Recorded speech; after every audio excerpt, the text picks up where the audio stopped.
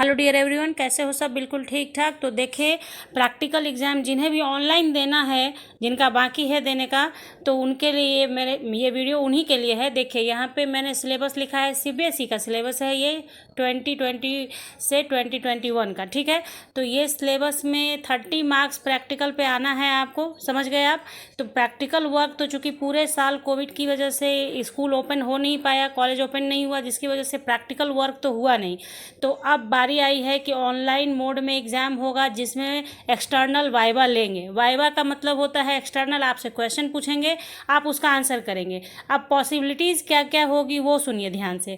पहला पॉसिबिलिटी होता है कि जो भी प्रोजेक्ट वर्क आप करते हैं, यानी प्रैक्टिकल कॉपी जो होती है आपकी, उसमें जो कुछ भी आप लिखते हैं, जो भी एक्सपेरिमेंट लिखते हैं, उसके बारे में हो सकता है बहुत सिंपल सा क्वेश्चन कर देंगे। पोटेशियम पर मैग्नेट का आपसे बोलेंगे फॉर्मूला बताइए।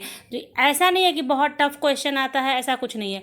प्रोजेक्ट वर्क में जो भी कुछ आपने लिखा है उसे ज़रूर से पढ़ लीजिए अच्छे से एक बारी, ताकि आपके दिमाग में रह जाए कि क्या क्या आपने किया है। ओके, एक बात ये हुआ। उसके बाद देखिए, वाइवा का क्वेश्चन भी वो ऐसा ही कर सकते हैं जो आप बता सकते हैं, क्योंकि पूरे साल आपने क्लास में प्रैक्टिकल तो किया नहीं जाके स्कूल में, तो आपको बहुत चीज़ का नॉलेज नहीं हो पाया है।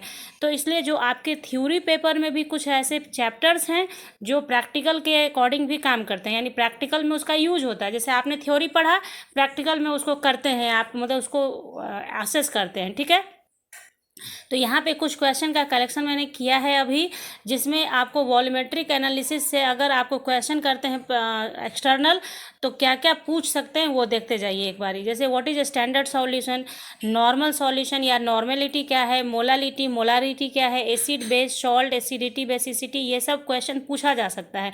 किसी मान लीजिए किसी केमिकल का फॉर्मूला पूछ सकते हैं, रासायनिक नाम जो होता है वो पूछ सकते हैं।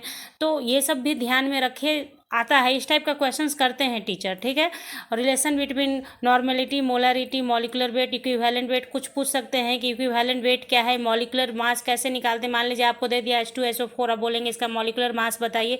इस टाइप से भी एक्सटर्नल क्वेश्चन करते हैं। ठीक है, नेक्स्ट क्वेश्चन देखिए आप।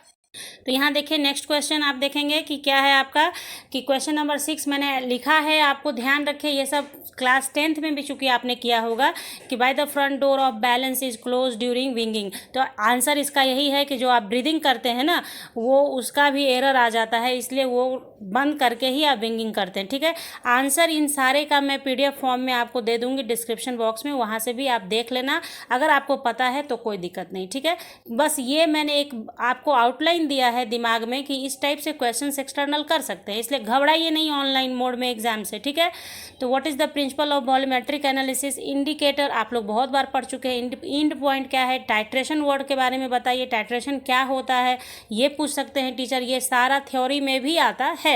ठीक है, देखिए क्वेश्चन नंबर 9 जो है, burette and pipette must be rinsed with solution which they are filled by. तो ब्यूरेट और पिपेट को उस सॉल्यूशन से जरूर धोना चाहिए जिससे उसको फिल करना है आपको, due to avoid error of water. Water से जब आप रिंस करेंगे तो वाटर का ट्रेसेज रह जाता है उसमें, तो उसको हटाने के लिए आपको एक बारी अपने उस सॉल्यूशन से धोना चाहिए। ठीक है, क्वेश्चन नंबर 10 को देखिए, स्टार मारा है मैंने कि कभी कभी क्वेश्चन आता है, what is the indicator used in KMnO4 titration. KMnO4 के टाइट्रेशन में कौन सा इंडिकेटर यूज होता है? तो आप कुछ ढूंढने नहीं लगना है आपको, यहाँ पे सीधा सा आंसर है कि no indicator used by KMnO4 is act as indicator.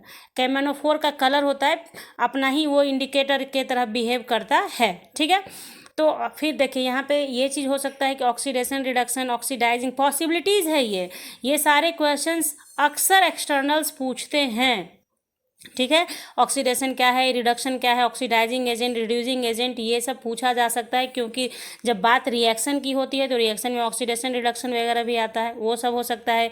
आपके साथ मतलब एसिड बेस, क्योंकि न्यूट्रलाइजेशन रिएक्शन की बात हो रही है बार बार, तो एसिड बेस के बारे में पूछा जा सकता है। तो इस तरीके से आपको दिमाग में थोड़ा थोड़ा इसी टाइप का क्वेश्चन आएगा, ज़्यादा घबराने का कोई ज़रूरत है नहीं। ठीक है, उसके बाद ऑर्गेनिक से भी कुछ क्वेश्चन पूछा जा सकता है, कोई एक कंपाउंड का नाम दे के बोलेंगे नॉमेनक्लेचर नेचर बताइए, इसका नाम बताइए, इसका क्या है, आपको डिटेक्शन अनसैचुरेशन का आ सकता है। तो इस तरीके से ऑर्गेनिक केमिस्ट्री से भी क्वेश्चंस आ सकते हैं। तो ऑर्गेनिक केमिस्ट्री से कितने पॉसिबिलिटीज़ वाले क्वेश्चंस आ सकते हैं, उसका अगला वीडियो आएगा, आपको देख लीजिएगा फटाक से उसे भी। तो चैनल को सब्सक्राइब कर लीजिए और बेल आइकन के साथ कीजिए, ताकि जैसे ही वीडियो डालूंगी तो नोटिफिकेशन आप तक पहुंचेगा और आप खाली एक बार ही देखोगे तो आपको लगेगा कि बस सब आता है आपको। ठीक है, तो चलिए, आपकी इच्छा हो तो सब्सक्राइब कर लीजिए चैनल। मिलते हैं आपके साथ नेक्स्ट वीडियो में। Okay, bye.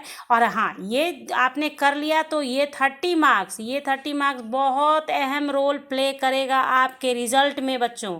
जो अभी आपका रिजल्ट होने वाला है ना, उसमें 30 मार्क्स का बहुत बहुत इम्पॉर्टेंट रोल है, इसलिए ये काम कीजिए आप लोग। Okay, bye.